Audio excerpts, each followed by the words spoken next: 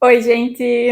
Hoje eu tô aqui então para falar para vocês como que foi o processo para eu conseguir uma vaga numa universidade aqui na Alemanha. No meu último vídeo eu tinha comentado com vocês que foi um processo, né, um pouco mais complicado e algumas de vocês ficaram interessadas em saber como que foi exatamente. Então eu vou comentar aqui mais em detalhes os documentos que eu precisei, os passos que eu precisei dar para chegar, né, e conseguir essa vaga. Então fica comigo aqui para saber todos os detalhes. E no caso que você esteja interessado também em estudar numa universidade aqui na Alemanha, você já vai ter uma ideia mais ou menos como que é esse processo. Mas lembrando que essa aqui é a minha experiência, então pode ser que esse processo mude dependendo do curso ou da universidade que você quer estudar. A primeira coisa que a gente tem que lembrar é que aqui na Alemanha as coisas funcionam um pouco diferentes que no Brasil. Então, por exemplo, no Brasil a gente tem vestibular, a gente tem o Enem, e aqui isso não existe. Então, para você conseguir uma nota, né, para entrar na universidade, em vez de você fazer um vestibular ou fazer o Enem, você tem um processo, né, ali do ensino médio um pouquinho diferente. Quando você estuda aqui numa escola alemã, você tem o teu ensino médio totalmente focado para uma prova que se chama Abitur. E o Abitur nada mais é do que, na verdade, uma seleção de provas no teu último ano do ensino médio, onde você vai ter as provas mais importantes, que vão ter mais peso para fechar uma média final do teu ensino médio. Então você acaba tendo uma média aqui das suas notas do ensino médio, mas as suas notas do último ano em específico, elas vão contar muito. Então, basicamente, quando você sai da escola aqui na Alemanha, você já tem uma média final. Então, é como se fosse pra gente nosso histórico escolar, né? Mas como eles também passam aí por uma bateria de provas, né, específicas, eles acabam usando já então as notas dessa prova e de todo o resto do ensino médio para te dar uma média final. E aí, com essa média final, você consegue se inscrever então nas universidades. Então, cada universidade vai ter uma nota de corte, né, dependendo do curso que você vai querer entrar.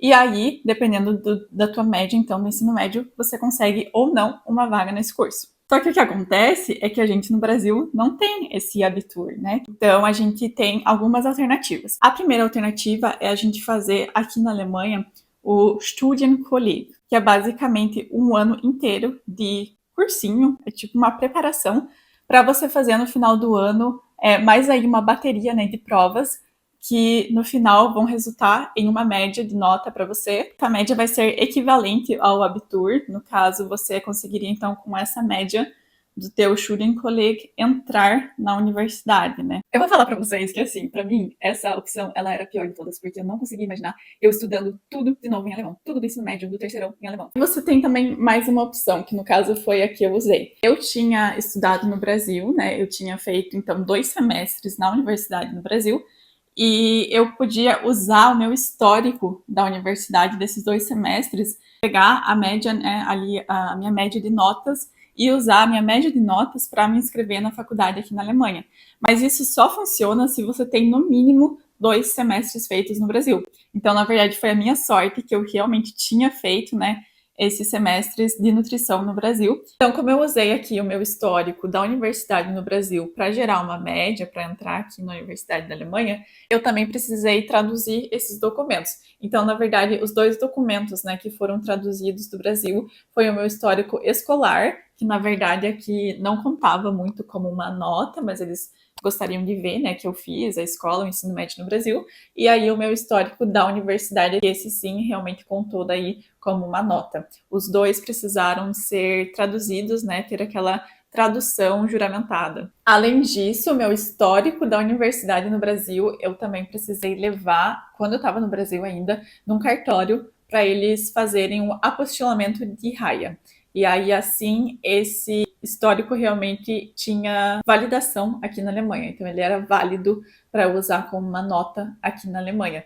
Então, se você está no Brasil ainda, já dá uma olhada nos documentos que você vai precisar, às vezes, levar para o cartório para autenticar, para fazer esse apostilamento, ou até mesmo para traduzir. Eu traduzi os meus documentos aqui na Alemanha, mas eu já precisei trazer tudo apostilado. Então, dá uma olhada já no Brasil, tudo que você vai precisar para você não estar aqui na Alemanha e aí tá faltando documento e você ter que voltar para o Brasil para fazer isso. Como eu só tinha feito os 2 semestres de nutrição no Brasil, aqui na Alemanha eu também só poderia me inscrever e estudar nutrição. Eu não poderia, por exemplo, fazer um outro curso, que é diferente quando você já se formou no Brasil. Você consegue, quanto à nota média do teu curso, se inscrever em qualquer curso aqui na Alemanha. Mas no meu caso, era só nutrição que eu podia fazer mesmo.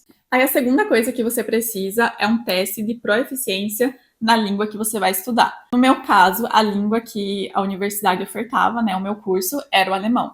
Então eu precisava ter o nível C1 do alemão, e na verdade, o nível mais alto, né, assim, que as escolas de idioma aqui oferecem. Então eu tive que realmente fazer do básico até o mais avançado, e aí ainda depois fazer esse teste de proeficiência. Então, na verdade, eu estudei o alemão 1 ano, e aí depois eu fiz 6 meses de um curso preparatório para esse teste de proeficiência.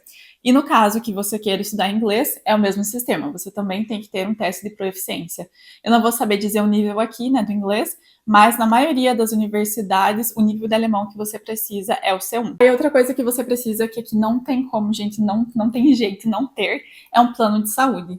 Então, na verdade, aqui na Alemanha é obrigatório ter um plano de saúde, e a forma, por exemplo, que eles te obrigam, né, a ter um plano de saúde é não te dando uma vaga na universidade se você não tiver comprovado ali que você tem um plano de saúde. Então tem que ter. Uma coisa extra, na verdade, assim, que no meu curso teve, e para ser bem sincera, eu não sei se tem isso em todos os cursos ou como exatamente que funciona, eu precisei fazer um estágio de 8 semanas. Então, assim, eu precisava comprovar esse estágio até o segundo semestre da faculdade. E esse estágio, ele era, na verdade, de 8 semanas, mas você poderia, por exemplo, somar estágios. Então, assim, eu poderia fazer uma semana em um lugar, uma semana em outro lugar, somava todas essas semanas aí, dava as 8 semanas de estágio, e eles já aceitavam, já estava tudo certo. Mas você tinha que ter um certo contato ali com a prática da nutrição. Então, era indiferente qual área que você escolhia para fazer o estágio, mas você tinha que ter passado